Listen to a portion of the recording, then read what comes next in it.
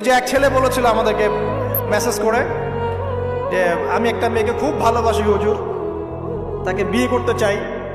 এখন ওই মেয়ের বাসার লোকজন রাজি হচ্ছে না।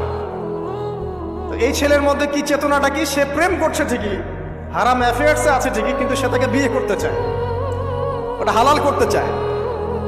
আর এক ছেলে মেসেজ করছে, সে বলছে যে আমি এরকম জেনায় লিপ্ত ছিলাম, এখন আমি কি করব, আমি কি ওগুলো ছেড়ে দিয়ে ফিরে আসব, নাকি আমি ওই মেয়ের সাথেই যেন অব্যাহত রাখবো? এই দুই ব্যক্তি কি সমান? সমান না।